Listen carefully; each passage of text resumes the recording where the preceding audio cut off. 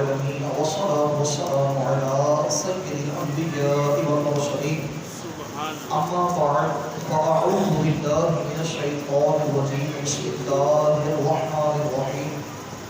يا أيها الذين آمنوا لا تتخذوا عدوي وعدوكم أولياء. اللہ رب العالمین جل جلالہ و نوالہ نے جو بات ارشاد فرمائی وہ بالکل سیدھی سادی اور سمپل بات ہے. وہ کیا ہے؟ اے ایمان والو دوست نہ بناؤ. کن کو؟ میرے دشمنوں کو اور اپنے دشمنوں کو. بالکل سیدھی سادی بات.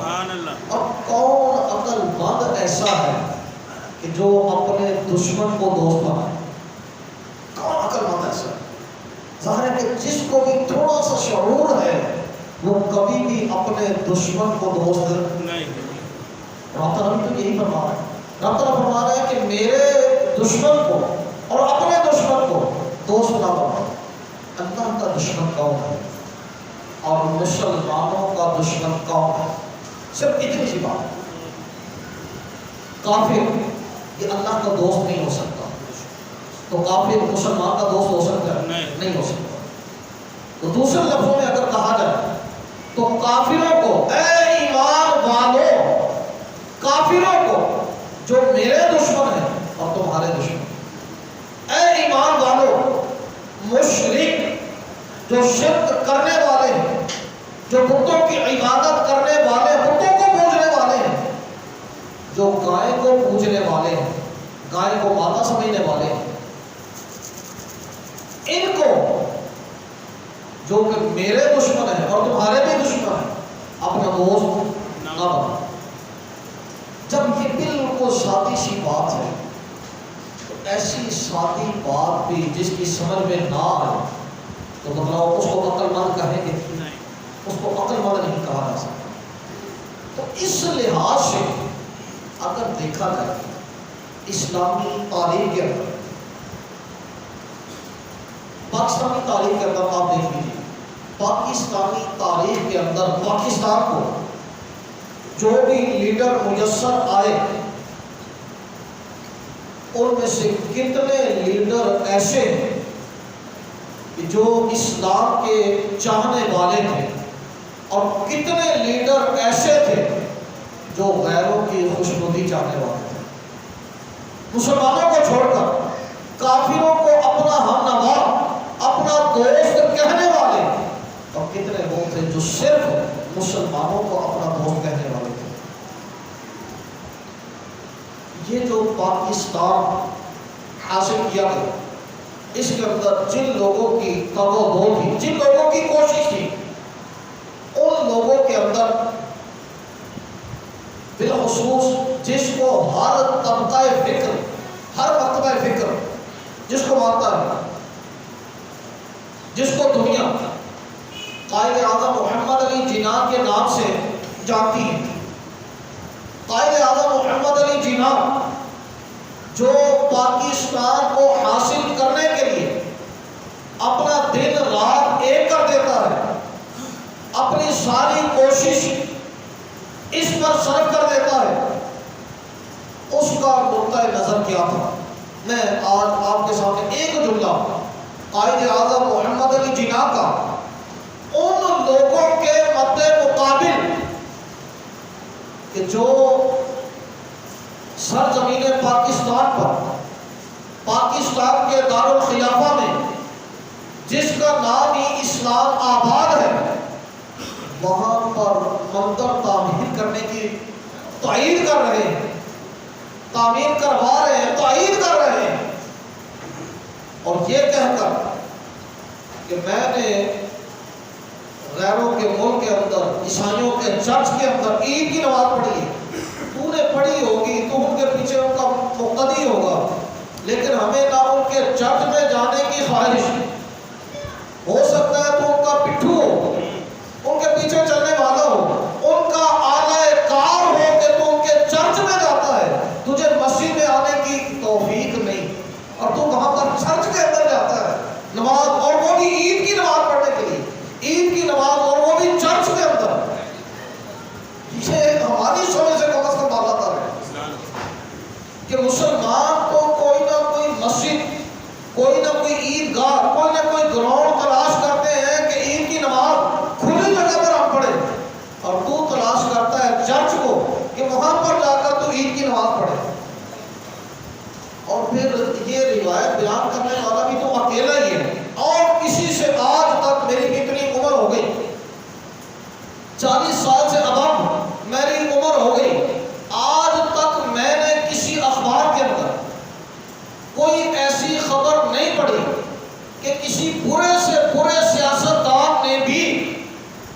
یہ کہا ہو کہ میں نے چرچ کے اندر عید کی نماز پڑھی،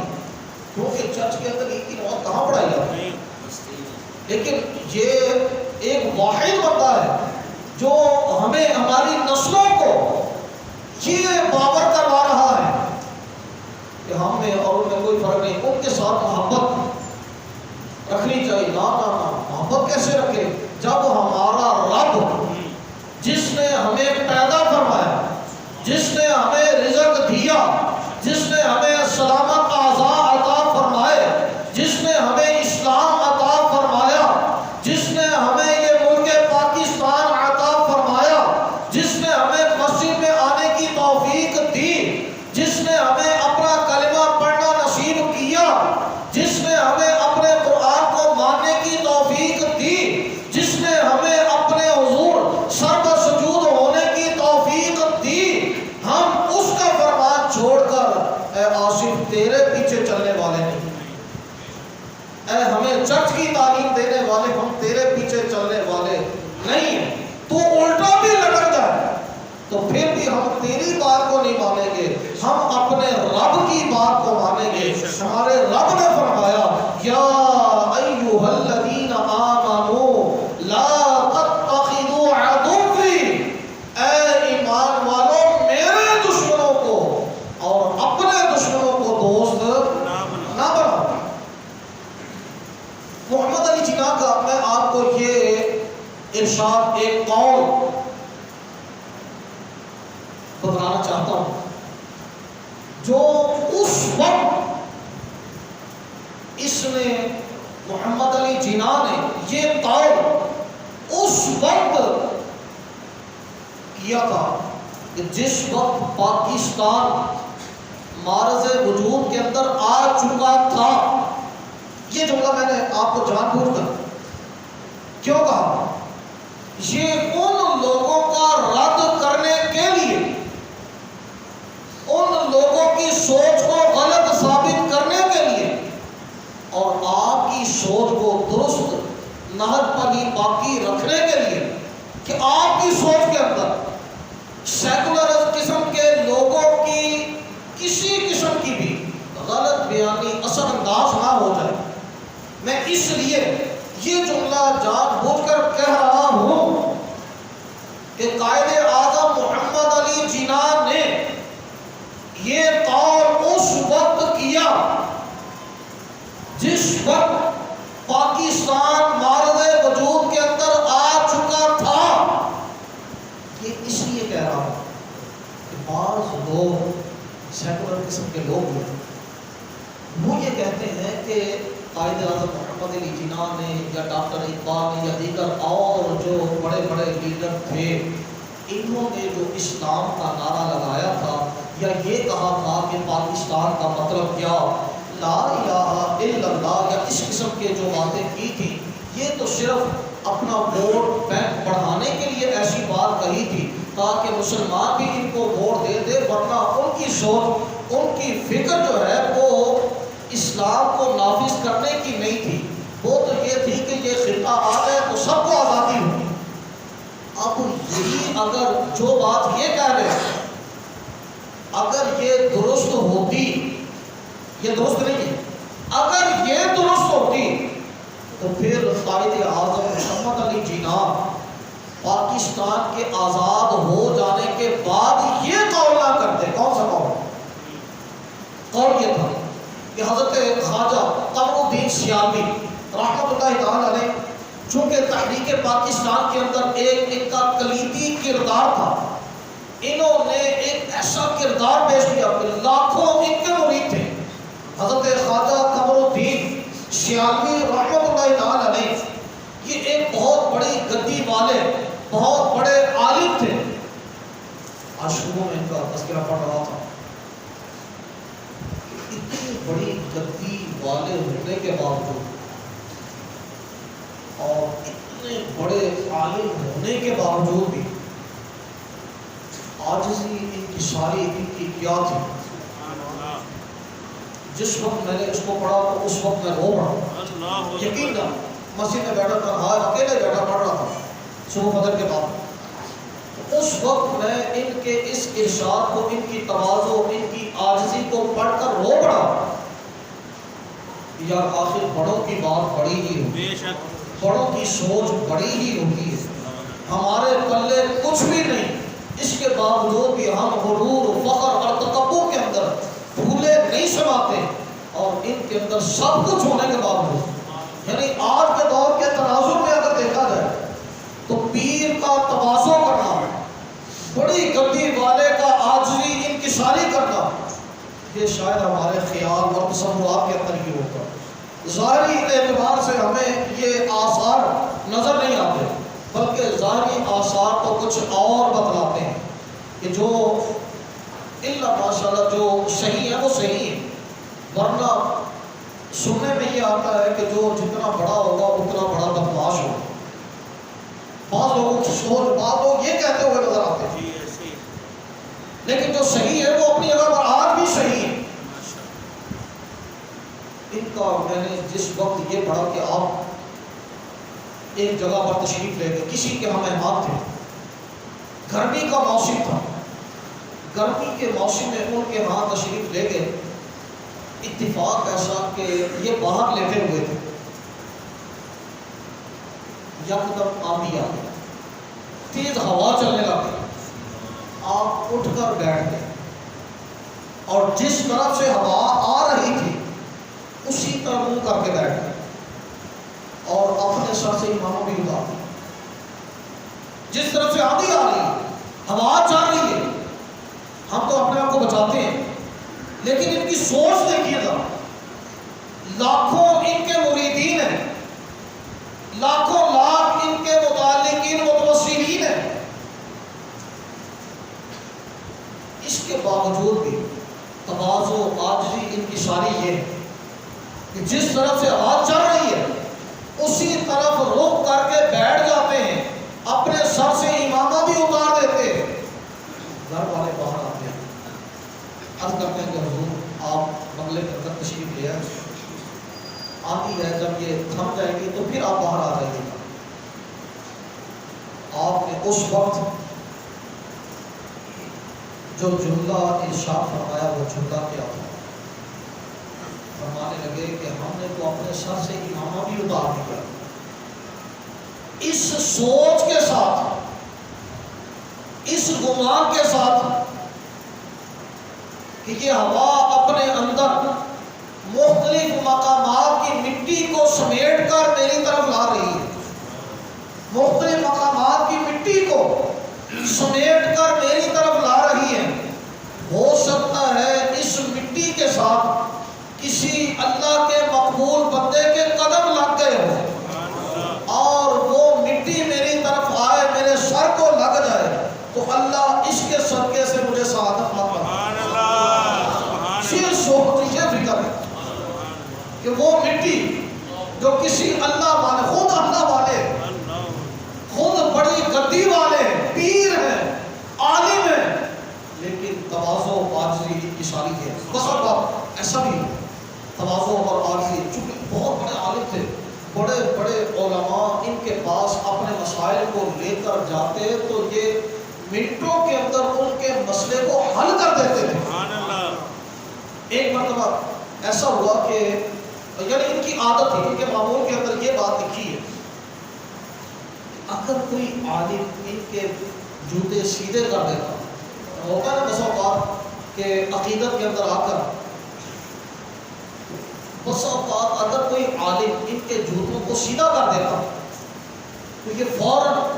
اس کے ہاتھوں کو پکڑ لیتے اور اس کو بوسا دیتے، یعنی یہ اس لائق ہے کہ ان کو بوسا دیا جائے۔ وہ تو اپنی عقیدت کے ساتھ جوتے سیدھے کرتا، جوڑے سیدھے کرتا،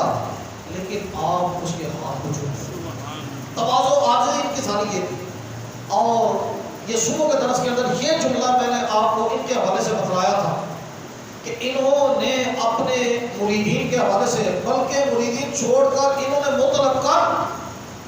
یہ بات ارشاد فرمائی کہ مسلمانوں پر فرض ہے، جن کی عقیدت، ان کی محبت تھی اس کے ساتھ، ملک پاکستان کے ساتھ، آپ نے فرمایا کہ مسلمانوں پر فرض ہے وہ مسلم لیگ کا ساتھ دے۔ اس وقت اس وقت کی بات نہیں کر، کیونکہ اس وقت کے حالات کچھ اور ہیں، اس وقت کے حالات کچھ اور تھے، اس وقت کی سوچ کچھ اور تھی، اس وقت کی سوچ کچھ اور ہے۔ اس وقت کی سوچ وہ یہ ہے کہ ملک ممتاز حسین قادری جیسے بندے کو پھٹے لگا دیں، ان کو پھانسی لگا دیں۔ اس وقت کی عامرانہ سوچ یہ تھی، جبکہ ان کے گورنر کو قتل نہیں کیا تھا، وہ تو کسی اور سیاسی پارٹی کے گورنر کو قتل کیا تھا۔ یہ ایک ایسی مسلم لیگ کہ اس نے ملک ممتاز حسین قادری جیسے کہ جس نے ہمارے سروں سے ایک جو بار تھا، ایک بوجھ تھا، وہ اتارا، اور ایسے ہیرو کو ہم پھانسی کے تختے پر لٹکا دیں۔ خیر یہ اپنی اپنی سوچ، اپنی اپنی فکر۔ میں آپ کو قائد اعظم محمد علی جناح کا وہ جملہ عرض کرنا چاہتا ہوں کہ جو انہوں نے پاکستان بن جانے کے بعد حضرت خواجہ قمر الدین سیالوی رحمۃ اللہ تعالی علیہ کے شکریہ کے اندر جو جملہ انہوں نے کہا تھا، ان سیکولر قسم کے لوگوں کا رد کرنے کے لیے اور اس قسم کے افراد کا رد کرنے کے لیے کہ جو پاکستان بنانے والوں پر تہمت لگاتے ہیں، جو ان پر جھوٹ باندھتے ہیں، جو ان افراد پر افترا باندھتے ہیں کہ انہوں نے معاذ اللہ لوگوں کو دھوکہ دینے کے لیے اسلام کا نام لیا تھا، ان کا ووٹ حاصل کرنے کے لیے اسلام کا نام لیا تھا۔ نہیں نہیں، ایسا نہیں تھا۔ اگر ایسا ہوتا تو پاکستان بننے کے بعد محمد علی جناح یہ جملہ نہ کہتے جو جملہ انہوں نے کہا۔ وہ جملہ کیا تھا؟ وہ جملہ یہ تھا کہ جس وقت پاکستان معرض وجود کے اندر آ گیا، پاکستان معرض وجود کے اندر آنے کی دیر تھی کہ اس وقت قائد اعظم محمد علی جناح نے حضرت شیخ الاسلام والمسلمین حضرت خواجہ قمر الحق والدین سیالوی رحمۃ اللہ تعالی علیہ کی عظیم جد و جہد کو خراج عقیدت پیش کرتے ہوئے ان کو ایک خط لکھا۔ قائد اعظم نے خط لکھا کن کو؟ خواجہ قمر الدین سیالوی رحمۃ اللہ تعالی علیہ۔ اور اس خط کے اندر کیا تھا؟ یہ جملہ تھا جو میں آپ کو سنانا چاہتا ہوں۔ جملہ یہ تھا، آپ نے فرمایا کہ پاکستان کی تحریک میں مشائخ عظام کی خدمات بڑی عظیم اور قابل قدر ہیں۔ مشائخ عظام، اور مشائخ ان کے اندر پائے جاتے ہیں، اہل سنت کے اندر نہیں پائے جاتے ہیں، اور جتنے مشائخ جتنے پیر لبو گے تو اہل سنت دوجے تیجے پاسوں نہیں لبنے۔ دوسرے تیسرے طرف کیا ہے وہ اگر میں کھول کر اس کو ذکر کروں تو یہ فتاوی رضویہ اس وقت میرے سامنے، اس کی 14ویں جلد، اس کے خطبے کے اندر ابتدائیہ جو ہے اس کے اندر میرے استاد گرامی حضرت علامہ مولانا محمد عبد الحکیم شرف قادری رحمۃ اللہ تعالی علیہ، آپ نے اس 14ویں جلد کے بالکل ابتدائی حصے کے اندر جو مقدمہ ذکر کیا، اس کے اندر یہ پول بھی کھولے ہیں کہ کون پاکستان کا حامی تھا، کون اسلام کا حامی تھا، اور کون پاکستان کا مخالف تھا، کون اسلام کا مخالف تھا۔ خیر اس قائد اعظم محمد علی جناح نے یہ باقاعدہ طور پر لکھا، خواجہ قمر الدین سیالوی رحمۃ اللہ تعالی علیہ کے حوالے سے آپ نے ان کو جو خط لکھا اس کے اندر یہ لکھا کہ پاکستان کی تحریک میں مشائخ عظام کی خدمات بڑی عظیم اور قابل قدر ہیں، آپ اطمینان رکھیں۔ یہ قائد اعظم محمد علی جناح نے خواجہ قمر الدین سیالوی کو یہ کہا کہ جناب آپ اطمینان رکھیں، پاکستان میں یقینی طور پر اسلامی قانون نافذ ہوگا۔ یہ جملہ تھا جو پاکستان بننے کے بعد قائد اعظم محمد علی جناح نے کہا۔ اب میں آپ سے پوچھتا ہوں، ان بندوں سے پوچھتا ہوں کہ جو دھوکہ دہی سے یہ کام کیا، تو کیا قائد اعظم محمد علی جناح دھوکہ دینے والا بندہ تھا؟ اگر سوچا ہے دیکھا جائے تو وہ تو ایسا بندہ نہیں تھا۔ قائد اعظم محمد علی جناح تو وہ تھا کہ جو ڈاکٹر اقبال کے کہنے پر غازی علم الدین شہید کا مقدمہ لڑنے کے لیے آ گیا۔ اور غازی علم الدین شہید کون تھا؟ وہ جس نے ناموس رسالت پر پہرا دیا تھا، اس کا مقدمہ لڑنے کے لیے قائد اعظم غیر ملک کو چھوڑ کر ملک پاکستان کے اندر آ گیا۔ اس کا مطلب یہ ہوا کہ پاکستان بنانے والے جو افراد ہیں، چاہے وہ ڈاکٹر اقبال کی صورت میں ہو، چاہے وہ قائد اعظم محمد علی جناح کی صورت میں ہو، ان کو نبی پاک صلی اللہ علیہ وسلم کی ناموس پر پہرا دینے والے پسند تھے۔ ان کو ناموس رسالت پسند تھی، وہ بھی مسلم لیگ والے تھے۔ ایک ان کی تحریک تھی جو مسلم لیگ تھی، اور ان کو ناموس رسالت پر پہرا دینے والے پسند تھے۔ انہوں نے ان کا مقدمہ لڑا، ان کو تختہ دار پر نہیں لٹکایا، وہ تو انگریزوں نے لٹکا دیا۔ اور اگلا جملہ ایک اور صرف آخر میں، وقت ہو گیا لیکن ایک جملہ میں آپ کو اس درس کے آخر میں عرض کرنا چاہتا ہوں، وہ ہے امام احمد رضا خان علیہ رحمۃ الرحمن کے حوالے سے۔ اسلام کی محبت اور غیر مسلموں سے عداوت، دشمنی۔ اگرچہ ایک جملہ میں نے شروع کے درس کے اندر خواجہ قمر الدین سیالوی کے حوالے سے آپ کو بتایا تھا کہ جس وقت آپ کو ایک رائفل کا لائسنس بنانے کی ضرورت پیش آئی تو آپ نے اس وقت سرگودا کے ایک ڈپٹی کمشنر سے اس کو ایک خط بھیجا کہ مجھے رائفل کا لائسنس چاہیے۔ وہ انگریز تھا، غیر مسلم تھا، اس نے آگے سے ایک خط جو لکھا نا آپ کو، اس کے اندر اس نے کیا لکھا تھا پتہ ہے؟ اس نے یہ لکھا تھا کہ جناب خواجہ صاحب آپ مجھے صرف یہ باور کروا دیں، یہ ذرا مجھے بتلا دیں کہ آپ نے انگریزی حکومت کی کتنی خدمات انجام دی ہیں تاکہ میں آپ کو لائسنس جاری کر سکوں۔ اس وقت جو بھی جملے میں نے شروع کے درس کے اندر کہہ دیے سو کہہ دیے، لیکن ایک جملہ جو خواجہ قمر الدین سیالوی رحمۃ اللہ تعالی علیہ نے اس انگریز ڈپٹی کمشنر کو کہا، وہ جملہ یہ تھا، آپ نے فرمایا کہ اگر مجھے رائفل کا لائسنس مل جاتا ہے تو سب سے پہلی گولی میں انگریز بے ایمان کے سینے میں ماروں۔ جن ان کی سوچ تھی، اعلیٰ حضرت کے ماننے والے جو ہیں، ان کے مکتبہ فکر کے جو افراد ہیں، غیر مسلم کے لحاظ سے ان کی سوچ، ان کی فکر یہ ہے، اور ایسی فکر کیوں نہ ہو، ظاہر کہ جیسی صحبت ہوتی ہے ویسا اثر ہوتا ہے۔ اور اعلیٰ حضرت امام اہل سنت امام احمد رضا خان علیہ رحمۃ الرحمن،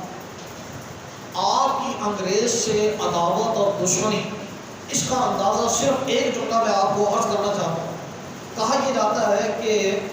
جادو وہ ہے جو سر چڑھ کر بولے، جادو وہ ہے جو دشمن بھی گواہی دے، اپنے تو دیتے ہی ہیں، اپنے تو عقیدت کے اندر آ کر، محبت کے اندر آ کر کوئی نہ کوئی بات کہہ دیتے ہیں، لیکن بات تو یہ ہے کہ دشمن بھی اقرار کرے، نہیں بھی واقعہ بندہ ایسا ہی ہے، دشمن بھی کرے۔ چنانچہ میں یہاں پر ایک دوسرے گروہ سے تعلق رکھنے والا بندہ کوثر نیازی، اس کا نام ہے، کوثر نیازی نے اس بات کا ذکر کیا ہے کہ اعلیٰ حضرت امام احمد رضا کون تھے، یہ آپ ہی سنیے، ہمیں اپنے امام کے بارے میں پتہ نہیں کہ وہ کیسے خوددار اور للہیت رکھنے والے کیسے مرد مومن تھے، لیکن غیروں کو پتہ ہے، اپنوں کو پتہ ہونا چاہیے کہ ہمارے اسلاف، ہمارے بزرگ کیسے افراد تھے، کتنے بلند قد آور افراد تھے، کم از کم فخر کے ساتھ ہم کسی کو بیان تو کر سکیں گے۔ اب یہ جملہ ذرا سنیے، اس کوثر نیازی نے امام احمد رضا خان علیہ رحمۃ الرحمن آپ کے حوالے سے یہ لکھا، کہنے لگا کہ آپ ایک حضرت امام احمد رضا ایک ایسا مرد مومن جسے انگریزی سامراج سے اتنی نفرت ہو کہ وہ اس کی کچہری میں جانے کو حرام سمجھتا ہو. یہ کہہ کہ ان کے ہاں چکر لگانے والا، نا چکر لگانا تو بہت دور کی بات، وہ تو وہاں پر جانے کو حرام سمجھتا ہو، جو مقدمہ قائم ہو جانے کے باوجود ان کی عدالت میں نہ گیا ہو. صرف اتنا نہیں، اگلا جملہ ذرا سنیے، غیرت کا اظہار کیسے ہے. اس نے یہ لکھا کہ جو خط امام احمد رضا خان لکھا کرتے تھے تو اس کا جو کارڈ اور لفافہ ہوتا تھا، وہ خط لفافے کے اندر ڈال کر بھیجتے ہیں. وہ جو لفافہ ہے اس وقت ظاہر کہ انگریز کی حکومت تھی، اس لفافے کے اوپر یا تو ملکہ برطانیہ کی تصویر ہوتی تھی یا بادشاہ انگریز کی تصویر ہوتی تھی، مسلمانوں کی نہیں، ان کی تصویر ہوتی تھی. تو اعلیٰ حضرت امام اہل سنت اس لفافے کے اوپر جو ایڈریس لکھتے تھے اس کا انداز کیا تھا، یہ ذرا اپنے ذہن نشین کیجیے. سوچ اپنی اپنی، فکر اپنی اپنی. امام احمد رضا خان اس لفافے کے اوپر جس کے اندر خط ڈالتے تھے، جو ایڈریس لکھتے تھے، جو پتہ لکھتے تھے، وہ اس کی الٹی جانب لکھتے. یعنی ایک ہے سیدھا کہ تصویر اوپر ہے تو ساتھ ہی اپنا ایڈریس لکھ دیا، نہیں، اس خط کو الٹا کر کے، اس لفافے کو الٹا کر کے، تاکہ ان کافروں کا سر نیچے رہے. جب بھی کوئی ایڈریس پڑھنا چاہے تو پہلے وہ اس لفافے کو الٹا کرے تاکہ اس ملکہ برطانیہ کا سر نیچے ہو، اس انگریز بادشاہ کا سر نیچے ہو، اور پھر وہ ایڈریس پڑھے. یہ سوچ، یہ فکر ہر بندے کی کیسے؟ تو یہ نیچے اس کی الٹی طرف ایڈریس لکھتے تھے تاکہ جو بھی پڑھنے والا ہے اس کو پہلے الٹا کرے تو پھر اس کو پڑھے. اور انہوں نے جو ناب خانی کے اندر اپنا پیشوا جس بندے کو بنایا، چونکہ یہ انگریز کے مد مقامی بات ہے اس لیے یہ جملہ آپ کے گوش گزار کا وقت ہو گیا، لیکن یہ جملہ صرف آخری جملہ، اس کو اپنے ذہن نشین کر لیجیے. میں یہ چاہتا ہوں کہ جس طرح سے میرے دل کے اندر ایسے نیک افراد کے حالات زندگی کو پڑھ کر ان انگریز، ان غیر مسلموں کے حوالے سے میرے دل کے اندر نفرت ہے، میں چاہتا ہوں کہ میرے سامعین کے دل کے اندر بھی ان کے حوالے سے نفرت ہو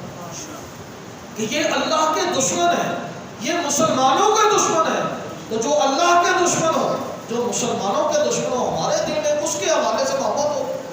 یہ تو ہونی ہی نہیں چاہیے. اللہ نہ کرے ہمارے دلوں میں ان لوگوں کی محبت. امام احمد رضا خان علیہ رحمۃ الرحمن نے نعت خوانی کے اندر جو اپنا امام جس کو مانا، نعت خوانی کے اندر آپ خود امام ہیں لیکن جن کو امام مانا وہ بندہ تھا جس نے 1857 کی جنگ آزادی جو اس موقع پر انگریز کے خلاف جہاد کا فتویٰ دیا. مولانا کفایت علی کافی، مولانا کفایت علی کافی، جنہوں نے 1857 کے اندر انگریز کے خلاف، انگریز حکومت کے خلاف جہاد کا فتویٰ دیا اور خود جہاد کی تحریک کے اندر عملی طور پر شریک رہے. 1858 ہجری کے اندر مراد آباد اس کے چوراہے کے اندر مولانا کفایت علی کافی رحمۃ اللہ علیہ کو سر عام پھانسی دے دی، صرف اسی جرم کے بدلے میں کہ انہوں نے انگریز کے خلاف فتویٰ کیوں دیا، انگریز کے خلاف جہاد کا فتویٰ کیوں دیا. صرف اس فتوے کی پاداش کے اندر انہوں نے سر عام ان کو پھانسی دی. اور اعلیٰ حضرت امام اہل سنت رضی اللہ تعالی عنہ نے نعت کے حوالے سے جس کو سلطان کہا وہ مولانا کفایت علی کافی کو کہا. اب ظاہر ہے کہ اگر امام احمد رضا انگریزوں کے حامی ہوتے تو پھر انگریزوں کے بڑے دشمن کو نعت کے اندر سلطان قرار نہ دے۔ اس سے یہ پتہ چلتا ہے کہ آپ کی اپنی سوچ، اپنی فکر بھی کیا تھی، وہ بھی اسلام کے سانچے میں ڈلی ہوئی تھی اور ان لوگوں کی حمایت کے اندر تھی جو مسلمان تھے۔ اللہ ہمیں بھی یہ سوچ، یہ فکر نصیب فرمائے۔ اللہ ہمارے اس ملک پاکستان کی حفاظت فرمائے، اس کی سرحدوں کی حفاظت فرمائے، اس کی حفاظت کے لیے ہمیں اپنا تن من تن سب کچھ قربان کرنے کا جذبہ نصیب فرمائے۔ وآخر دعوانا الحمدللہ۔